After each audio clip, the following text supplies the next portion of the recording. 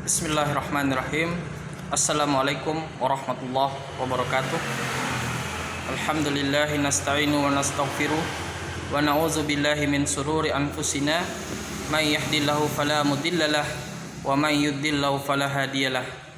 Asyhadu an la ilaha illallah wa asyhadu anna Muhammadan abduhu wa rasuluh. Ya ayyuhallazina amanu taqullaha haqqa tuqatih wa la tamutunna illa wa antum muslimun. Ya ayuhan nas taqu rabbakumul ladzi khalaqakum min nafsin wahidah wa khalaqa minha zawjaha wa bassa minhuma rijalan katsiran wa nisaa. Ya ayyuhallazina amanu taqullaha haqqa wa qulu qawlan sadida. Bismillahirrahmanirrahim. Alhamdulillahirabbil alamin. Segala puja dan puji hanya bagi Allah Subhanahu wa taala, pencipta, pemilik dan pemelihara alam semesta, yang hidup dan yang maha mengetahui segala perkara hamba-hambanya. Dia yang memberikan manfaat dan kemudaratan. Dia pula yang berkuasa memberi penyakit, dan dia pula yang paling berkuasa menyembuhkan serta memberi obatnya. Firman Allah Subhanahu wa taala dalam Al-Qur'an, surat Asy-Syu'ara ayat 80. Bismillahirrahmanirrahim. Wa iza maridtu fahuwa yasfin. Dan apabila aku sakit, maka dialah yang menyembuhkan. Quran surat Asy-Syu'ara ayat 80. Islam memerintahkan kita untuk berobat dan melarang kita pasrah tanpa melakukan usaha dan ikhtiar maksimal. Karena usaha dan ikhtiar berobat sama sekali tidak bertentangan dengan sikap tawakal. Kedokteran Islam. Ada beragam pendapat dan pandangan seputar kedokteran Islami yang mengerucut pada dua pandangan, yaitu yang pertama, kedokteran Islam merupakan sebuah seni dan teknik pengobatan yang dilakukan oleh kaum muslimin dalam bentuknya yang terbaik ketika kaum muslimin berada pada kondisi terbaik mereka. Yang kedua, kedokteran Islam, kedokteran yang paling modern yang berdasarkan ajaran dan petunjuk Allah Subhanahu wa taala serta sepenuhnya sejalan dan selaras dengan ajaran dan petunjuk Allah Subhanahu wa taala. Kita perlu meletakkan beberapa kriteria dan standar umum dengan maksud agar tercapai kesepahaman. Berdasarkan ruh dan semangat ajaran-ajaran Islam yang terkandung di dalam Al-Quran dan Sunnah Nabi Muhammad SAW, ada 5 kompetensi dasar kedokteran Islam. Yang pertama, dia harus tunduk kepada nilai-nilai ajaran dan etika Islam. Yang kedua, harus logis dalam mempraktekannya. Yang ketiga, harus memiliki perhatian yang sama terhadap fisik, akal dan jiwa, yaitu jasmani dan rohani. Yang keempat, penanganannya harus bersifat universal atau menyeluruh atau holistik. Yang kelima, metodologi dan sistematikanya harus ilmiah dengan berdasarkan kesimpulan, konklusi dan pemikiran logis yang didapatkan dari pengamatan dan analisis yang benar serta catatan-catatan yang akurat dan uji coba yang benar dan dapat dipertanggungjawabkan. Tibun Nabawi. Tibun Nabawi adalah kumpulan metode pengobatan yang dianjurkan dan dilakukan Nabi sallallahu alaihi wasallam, yang ditulis berdasarkan riwayat yang sahih dan dipraktekkan oleh salafus soleh secara turun-temurun, serta memberi manfaat bagi kesehatan. Di antaranya, Tibun Nabawi mencangkup doa, doa kepada Allah, tahajud, salat malam atau qiyamul lail, puasa, sedekah, membaca Al-Quran atau ruqyah. Selanjutnya, hijamah atau bekam, meminum madu, habatus sauda dan lain-lain. Selanjutnya, kecenderungan emosi, baik sangka, ikhlas, sabar, pasrah dan rasa syukur. Inilah metode dalam Tibun Nabawi,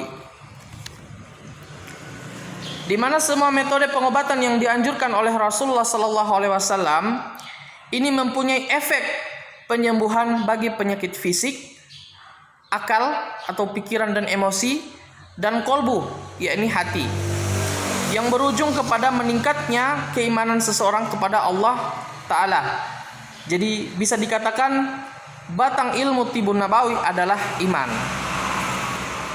Bentuk-bentuk dasar pengaruh penyembuhan dari berbagai metode dan sarana pengobatan tersebut di atas yang diisyaratkan oleh Rasulullah Sallallahu Alaihi Wasallam dan selaras dengan ajaran-ajaran Islam mempunyai ciri khas. Yang pertama, pengaruh penyembuhannya lebih terfokus pada penyakit yang tersembunyi, seperti penurunan atau hilangnya sistem kekebalan tubuh, daripada menangani indikasi-indikasi penyakit yang terlihat di permukaan. Jadi pengaruh penyembuhannya benar-benar nyata dan mendasar, bukan sekedar menetralisasi reaksi penyakit itu sendiri. Yang kedua, pengaruh penyembuhan tersebut bersifat restoratif atau pemulihan dan penormalan kembali. Bagaimanapun bentuk gangguan dan ketidakseimbangan yang terjadi, ini adalah karakteristik pengobatan yang bersifat alami. Kelemahan pengobatan modern saat ini, terutama terhadap penyakit kronis, disebabkan memandang pasien hanya dari sisi fisik saja, di mana pengobatan yang dilakukan tidak akan memberikan pengaruh yang sempurna jika tidak dibarengi dengan proses restorasi atau pemulihan akal, yaitu pikiran dan emosi, dan kolbu atau jiwa. Sel-sel imunitas tubuh manusia bisa membaca akal pemiliknya dan merespon gelombang elektromagnetik serta detakan-detakan yang melintas di dalam akal, yaitu pikiran dan perasaan. Oleh karena itu, seseorang mampu mengontrol dengan kuat sel-sel imunitasnya dengan cara mengontrol pikiran, perasaan, dan emosinya. Itu didapat dari jiwa atau hati yang mendapatkan ketenangan yang didapat dari iman yang kuat. Ini yang perlu kita garis bawahi, iman yang kuat. Iman kepada Allah Subhanahu wa taala melahirkan ketenangan. Islam mengajarkan agar setiap manusia beriman kepada Allah Subhanahu wa taala dan menyerahkan segala urusannya kepada Allah Subhanahu wa taala saja. Islam menuntut agar kita meyakini bahwa segala bentuk musibah, salah satunya adalah sakit, merupakan ketetapan Allah Subhanahu wa taala yang tidak dapat dihindarkan atau dibatalkan oleh kekuatan apapun. Bagaimana Islam memandang sakit dan penyakit? Islam memandang sakit dan penyakit, yang pertama, sakit dan penyakit sebagai akibat gaya dan pola hidup. Tentu gaya dan pola hidup yang tidak sehat.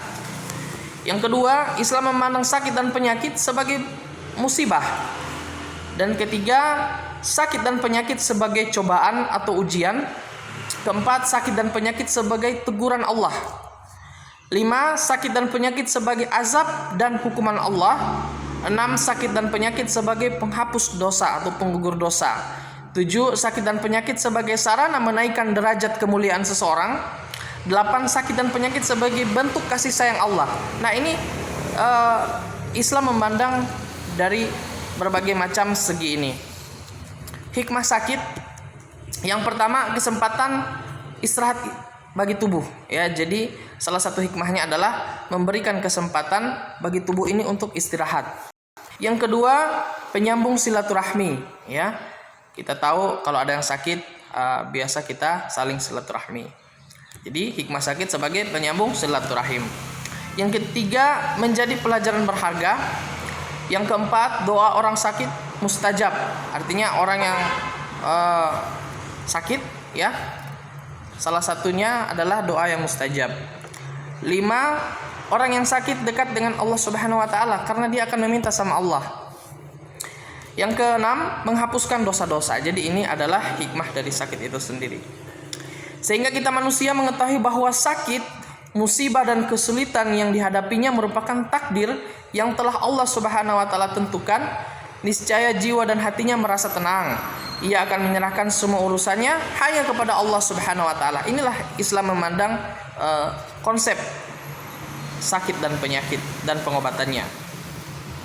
Hubungan antara keimanan dan kesehatan jiwa. Para ahli medis ya menegaskan bahwa kesehatan tubuh sangat dipengaruhi dengan kesehatan jiwa. Jika jiwa seseorang tersebut terserang penyakit dan cacat, maka cacat itu akan mempengaruhi kesehatan tubuhnya.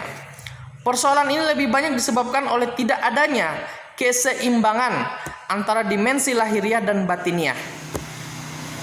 Lingkungan membuktikan bahwa orang yang selalu menjaga ketenangan jiwanya di tengah hiruk pikuknya kehidupan modern, maka terhindar dari penyakit-penyakit dan persoalan medis. Hubungan antara keimanan dan ketenangan jiwa itu dapat dianalisis dan dibuktikan secara medis. Keterkaitan antara keduanya terbentuk berkat otak manusia yang berfungsi sebagai pengatur dan pengendali seluruh metabolisme tubuh. Di dalam otak manusia bekerja dua macam sistem saraf yang mempengaruhi metabolisme tubuh, yaitu saraf simpatik dan saraf parasimpatik. Sistem saraf ini mengendalikan tugas-tugas berbagai organ dan jaringan tubuh, seperti mengatur kekuatan dan kecepatan detak jantung, mengendalikan sistem pencernaan, distribusi darah ke seluruh tubuh, dan mengatur fungsi dan peran berbagai kelenjar organ tubuh yang bertugas mengeluarkan zat berupa enzim atau hormon, termasuk kelenjar keringat, urin, dan lainnya. Pusat kendali kedua saraf ini terdapat pada bagian otak tengah yang disebut dengan hipotalamus dan terhubung dengan kelenjar pituari. Meski ukurannya sangat kecil, yang tak lebih dari setengah gram, kelenjar pituari ini mengatur dan mengendalikan kelenjar endokrin yang mengatur berbagai fungsi tubuh seperti kelenjar tiroid, kelenjar suprarenal, kelenjar testis, kelenjar ovarium, dan lain sebagainya. Hubungan antara kinerja atau aktivitas kelenjar tersebut dengan kondisi jiwa manusia sangatlah erat. Misalnya rasa gelisah, resah, sedih, atau marah dapat meningkatkan produksi suatu kelenjar tertentu dan merusak keseimbangannya. Jika kesedihan dan kegelisahan, ketakutan itu berlanjut, semakin banyak pula kelenjar atau zat tertentu diproduksi, sehingga akan menimbulkan rasa sakit karena tubuh kelebihan kelenjar atau hormon tertentu. Ini yang patut kita ingat. Sebagai contoh, kami katakan adalah hormon kortisol dan hormon adrenalin yang diproduksi oleh kelenjar suprarenal, yang produktivitasnya dipengaruhi oleh kondisi jiwa seseorang. Ya, jika berlebihan hormon ini, maka akan menekan sistem imunitas atau kekebalan tubuh yang menyebabkan yang pertama meningkatkan kadar glukosa dalam darah. Yang kedua, meningkatkan pengendapan lemak. Yang ketiga, detak jantung bertambah cepat dan kuat. Keempat, menyempitnya pembuluh darah. 5, menurunnya fungsi empedu. 6, kelenjar reproduksi terhambat. 7, bronkus menyempit. 8, terhambatnya fungsi paru-paru, pencernaan, dan lambung. Seterusnya, fungsi limbik dan pankreas meningkat disertai munculnya tekanan pada fungsi liver dan empedu,